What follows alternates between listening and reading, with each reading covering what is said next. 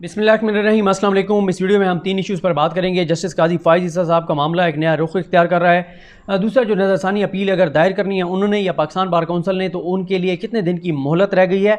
और तीसरा जो मामला है वो चेयरमैन FPR को जो हटाया गया है उसको जोड़ा जा रहा है कि जस्टिस काजी फ़ाइज़ ईसा केस की वजह से उनको हटाया गया है।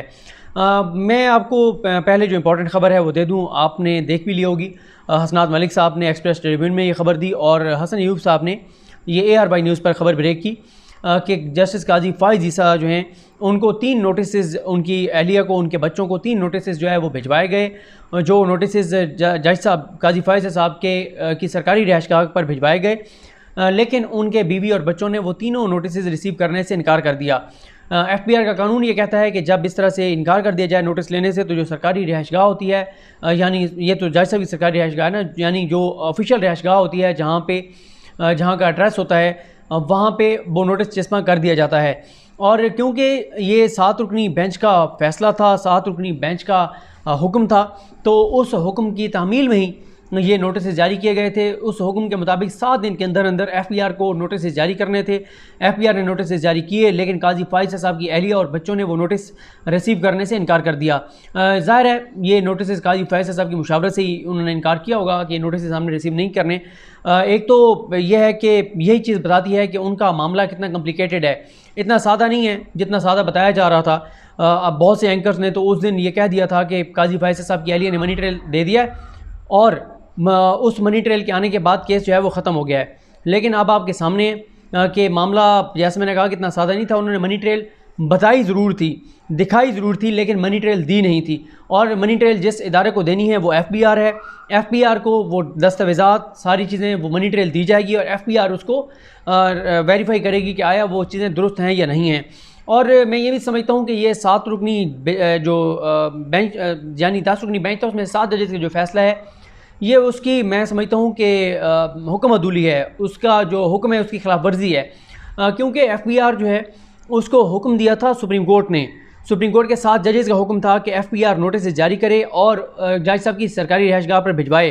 तो अब ये इनकार जो है ये बेसिकली सुप्रीम कोर्ट के हुक्म की खिलाफ वर्जी है, और सुप्रीम कोर्ट का जो हुक्म होता है उसकी खिलाफ वर्जी जो है वो तौहीन अदालत के ज़ुमरे में आती है। अब देखते हैं कि आगे इसमें क्या होगा। लेकिन अगर काजी फ़ाइज़ साहब की अहलिया ने जो चीज़ें बताई थी और दिखाई थी वीडियो लिंक के ऊपर, अगर वो दुरुस्त थी तो कोई मसला नहीं था। वो तो FPR ने जब नोटिस जारी किया था उससे पहले FPR के पास चली जाती कि हाँ जी नोटिस हमें रिसीव करवाएं और ये वो मनी ट्रेल है, ये वो तमाम चीज़ें जो मेरे पास मौजूद हैं। उस दिन भी हमने आपको बताया था कि जस्टिस काजी फ़ाइज़ साहब की अहलिया ने वो तमाम चीज़ें बताई ज़रूर थी, दिखाई ज़रूर थी, लेकिन सुप्रीम कोर्ट को भी देने से इनकार कर दिया था। जिस दिन जस्टिस काजी फ़ाइज़ साहब खुद पेश हुए थे सुप्रीम कोर्ट में, तो जस्टिस उमरता बंदियाल साहब ने और दीगर जजेस जब मुशावरत करके वापस आए थे, उन्होंने कहा था कि आपकी अहलिया एक तहरीरी दरख्वास्त दें, तहरीरी दरख्वास्त के साथ वो डॉक्यूमेंट्स लगाएं जो डॉक्यूमेंट्स वो जिन डॉक्यूमेंट्स पर बात करना चाहती हैं, उसके बाद हम फैसला करेंगे कि उनको सुनना या नहीं सुनना। उस पर काजी फ़ाइज़ साहब ने कहा कि जी वो वकील नहीं है, रिटर्न एप्लीकेशन वो नहीं देंगी, लेकिन मेरी आपसे दरख्वास्त यह है कि आप मेरी अहलिया को वीडियो लिंक के ज़रिए सुने, और मैं उनका मैसेंजर बन के आया हूँ, मैं उनका पैगाम लेकर आया हूँ, और आप मेरी अहलिया की बात सुने। फिर जजेस ने खैर कहा कि हम आज की समाअत ख़त्म होने के बाद कल आपको जो है वो बताएंगे। समाअत ख़त्म हुई, जजेस ने दोबारा मशवरा किया। नेक्स्ट डेट पे सुबह ही जब समाअत शुरू हुई तो उमरता बंदियाल साहब ने कह दिया था कि हमने ये फ़ैसला किया है कि हम काजी फ़ाइज़ साहब की अहलिया को सुनेंगे, लेकिन ये ज़रूर उन्होंने साथ कह दिया था कि वो मुख्तसर बात करें और किसी पे इल्ज़ाम न लगाएं। ये सारी चीज़ें मुनीर मलिक एडवोकेट साहब के ज़रिए कन्वे की गई थी। अब मसला ये है कि उन्होंने ये तो बता दिया था कि मैंने 7 लाख पाउंड जो हैं वो बैंकिंग ट्रांजेक्शन से भिजवाए हैं। ये उन्होंने कहा रसीद है जिसके ऊपर लिखा हुआ है कि 2003-4 से लेकर 2013 तक 7 लाख पाउंड जो हैं वो बैंकिंग ट्रांजैक्शन से UK भिजवाए गए हैं। लेकिन ये आधी बात थी, इससे ज़्यादा बल्कि आधी भी नहीं, ये तो 20-25% बात थी। 70-75% बात ये थी कि ये पैसे अपने कमाए कहाँ से हैं। ज़बानी तौर पर उन्होंने बताया, जिस पे जजेस ने भी कहा कि जो आप बता रही हैं उससे हम मुतमईन नज़र आते हैं, हमें ये लगता है कि आपके पास मनी ट्रेल मौजूद है। और वो क्या उन्होंने बताया था, उन्होंने कहा जी मेरी ज़रूरी ज़मीनें थी जो मुझे वालिद ने दी, उनकी कमाई थी। उन्होंने कहा 2 घर मैंने प्रॉपर्टीज़ बेची, और तीसरा उन्होंने कहा था कि मैं टीचिंग करती रही और वहाँ से भी मुझे बहुत ज़्यादा तनख्वाह मिलती थी। तो ये 3 चीज़ें उन्होंने कही थी कि जिस ज़रिए से मैंने पैसे कमाए। और भिजवाने के हवाले से ज़ाहिर है उन्होंने बैंकिंग ट्रांजेक्शन्स बता दी, उन्होंने अकाउंट बता दिए। तो भिजवाने के ऊपर तो ठोस सबूत एक तरह से सामने आ गया था जब उन्होंने स्टेट बैंक की वो रसीद दिखा दी थी, डॉक्यूमेंट दिखा दिया था कि 2003-04 से लेकर 2013 तक 7 लाख पाउंड जो है वो बैंकिंग ट्रांजैक्शन से ट्रांसफ़र किए गए। लेकिन वो असल बात कि पैसे कमाए कैसे, उसका जवाब जो है वो ज़बानी तौर पर तो दिया गया था, लेकिन अमली तौर पर, दस्तावेज़ी तौर पर कोई सबूत ना अदालत के सामने रखा गया था, ना उस तरह से कोई बताया गया था, ना भिजवाया गया था। नेक्स्ट डेट पे गो के एक डॉक्यूमेंट्स का एक लिफाफा जो बंद था वो जजेस के सामने रखा गया था, लेकिन वो उन्होंने खोला ही नहीं था। उन्होंने कहा था कि अब जब हम इस केस का फैसला करने जा रहे हैं, और फैसला उन्होंने यही किया कि FBI 7 दिन के अंदर अंदर फाइज ईसा साहब की अहलिया और बच्चों को नोटिस जारी करे, सरकारी रिहाइशगाह पर नोटिस जाएगा। उसके बाद ये अब खुद पेश होंगे FBI के पास या इनके नुमाइंदे पेश होंगे, और उसके बाद ये FBI को मुतमईन करेंगे। FBI उसके बाद एक रिपोर्ट देगा जो सुप्रीम जुडिशल काउंसिल के पास जाएगी। वो जो पैरा 9 है, पैरा 9 पे बहुत ज़्यादा एतराज़ है। जैसे आपको याद होगा एक बार फजल रहमान साहब के धरने से पहले जो तैयारियाँ हो रही थी उसका एक लेटर सामने आया था जिसकी शिक 6 पे बड़ा एतराज़ किया गया था। तो ये शिक 6 के बाद शिक 9 है जिसके ऊपर जो है वो बड़ा एतराज़ किया वकला तंजीमों ने। अब देखते हैं कि फ़र्दर इसमें क्या होता है। FBI ने तो आप नोटिस इसमें कर दिया, उसके बावजूद अगर ये नहीं जाते तो कानून किस तरह से अपना रास्ता लेता है।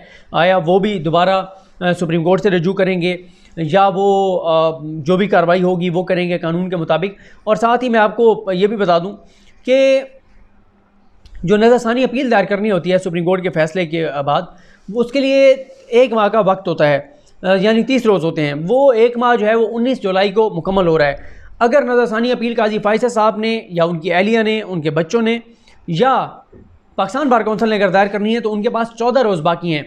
लेकिन मेरी एक दोस्त से बात हो रही थी और उन्होंने ये कहा है कि ये भी हो सकता है कि जब ये डेट मुकम्मल होने लगे तो उससे 1-2 रोज़ कबल जो है वो दोबारा दरख्वास्त देकर रजिस्ट्रार को और 2 हफ्ते की मज़ीद मोहलत ली जा सकती है। तो 2 हफ्ते की वो शायद मज़ीद मोहलत ले लें।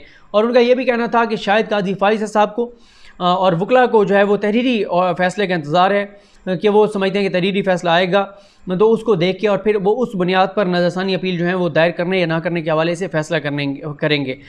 लेकिन अब बात यह है कि वो फ़ैसला तो एक जो डायरेक्शंस हैं वो तो आ गई हैं फ़ैसले में, ज़ाहिर है जजेस ने अब उसकी रीजनिंग देनी है। और एतजाज़ हसन साहब ये कहते हैं कि ये जो शॉर्ट ऑर्डर आया है ये फ़ैसला यही है। रीजनिंग में कुछ भी वो लिख सकते हैं, लेकिन जो तफसीली फ़ैसला होगा उसमें वो ये समझते हैं कि डायरेक्शन, एतजाज़ हसन साहब समझते हैं कि कोई डायरेक्शन जो है वो नहीं दी जा सकती।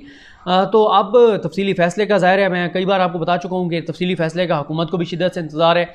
हुकूमत के ऊपर भी एक तलवार लटक रही है कि तफसीली फ़ैसले में डायरेक्शंस ना आ जाएँ। ARU के हवाले से, बैरिस्टर शहजाद अकबर के हवाले से, उनके दायरा इख्तियार के हवाले से, वज़ारत कानून के हवाले से या किसी भी शख्स के हवाले से जिसका इस पूरे केस के बनाने में किरदार था। लेकिन ये भी मैं आपको बता चुका हूँ कि मैं ये समझता हूँ कि मेलाफाइडी इन लॉ जो है उसके ऊपर ये फैसला आएगा, मेलाफाइड इन फैक्ट्स के ऊपर नहीं आएगा। यानी मेलाफाइड इन फैक्ट्स का भी मैं एक्सप्लेन कर चुका हूँ कि वो जो काजी फाइज़ साहब का केस है कि क्योंकि मैंने फैज़ाबाद धरने का फ़ैसला दिया था इसलिए ये सारा कुछ मेरे ख़िलाफ़ जो है वो किया गया है। अब एक और मामला है, वो ये है कि कहा जा रहा है कि जी इल्ज़ाम लगाया जा रहा है कि चेयरमैन FBI को इसलिए हटाया गया है कि काजी फाइज़ साहब का केस FBI के पास है। मैं समझता हूँ कि चेयरमैन FBI कोई भी हो, FBI के लिए दोनों साइडों पे डंडी मारना आसान नहीं है, चाहे वो हुकूमती साइड हो चाहे वो जज साहब के साइड हो। उसकी रीज़न ये है कि FBI का जो भी फ़ैसला आएगा वो फ़ैसला एक तो ज़ाहिर है ट्रिब्यूनल के पास, ट्रिब्यूनल से होता हुआ हाई कोर्ट और फिर सुप्रीम कोर्ट तक वो आएगा। तो और ये ऐसा केस है जिसके ऊपर पूरे पाकिस्तान की नज़रें हैं, तो एक ऐसे केस में 2 नंबरी करना आसान नहीं है। जैसे आप देखें जब कोई पोस्टमार्टम हो रहा होता है और अगर वो बहुत हाई प्रोफाइल केस हो और इन्फ्लुएंशियल लोग हों दोनों तरफ, तो बड़ा कम मार्जिन होता है जो पोस्टमार्टम करने वाले होते हैं कि वो गलत रिपोर्ट दे दें। तो ये भी बड़ा मुश्किल है FBI के लिए कि वो गलत रिपोर्ट दे दें। मुझे नहीं लगता कि ये वजह होगी कि इसलिए उनको हटा दिया गया है कि शायद इस वजह से, क्योंकि यहाँ पे तो FBI ने तो बाद में करना है, पहले तो जज साहब खुद और उनकी अहली और बच्चे सुप्रीम कोर्ट का हुक्म मानने को तैयार नहीं है, वो अपना केस खुद कमज़ोर कर रहे हैं।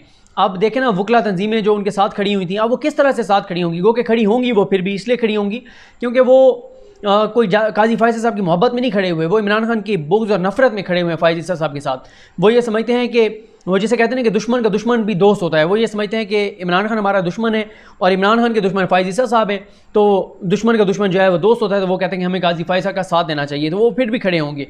लेकिन अब देखना ये है कि किस तरह से इस मामले को जजेस आप देखते हैं, ये मामला कहाँ जाता है, किस फोरम पर जाता है, और फ़ाइज़ ईसा साहब और उनकी अहलिया या बच्चे कब इसको चैलेंज करते हैं, या पाकिस्तान बार कौंसिल कब इसको जो है वो चैलेंज करती है। और मैंने जैसे बताया कि FPR के लिए डंडी मारना आसान नहीं है, क्योंकि ये रिपोर्ट एक तो सुप्रीम जुडिशल काउंसिल के पास जानी है, वहाँ पे 5 जजेस ने बैठ के उसको जो है वो देखना है, फिर फ़ाइज़ ईसा साहब के पास जानी है, ज़ाहिर है वो ख़ुद इसको देखेंगे, तमाम वकला तंजीमें उनके पीछे खड़ी हुई हैं, हुकूमत के पास जाएगी, हुकूमत की अपनी लीगल टीम देखेगी, क्योंकि उन्होंने केस बनाकर भेजा था, गो कि अब उनका इंटरफेरेंस उस तरह से नहीं रहा हुकूमती टीम का और हुकूमत का। और ये भी मैं आपको बता चुका हूँ कि अगर FPR काजी फ़ाइज़ साहब को क्लियर कर भी देती है और उनकी बीवी को, तब भी सुप्रीम जुडिशल काउंसिल उनसे मुख्तलिफ एक्शन ले सकती है, और FPR उनको कसूरवार भी ठहरा देती है तो भी सुप्रीम जुडिशल काउंसिल उनको बरी ज़िम्मा करार दे सकती है। ये टेक्निकल पॉइंट है जिसके हवाले से मैं काजी फ़ाइज़ साहब की वीडियोज़ में जो मैंने की थी, जो मेरी प्लेलिस्ट में मौजूद है, उनमें तफसील से इस पॉइंट पर बात कर चुका हूँ। ये अब मैं वो पॉइंट दोबारा दोहराना नहीं चाहता। मुझे अपनी दुआ में याद रखें। अल्लाह करीम हम सब का हामी नासरो। अल्लाह हाफ़िज़।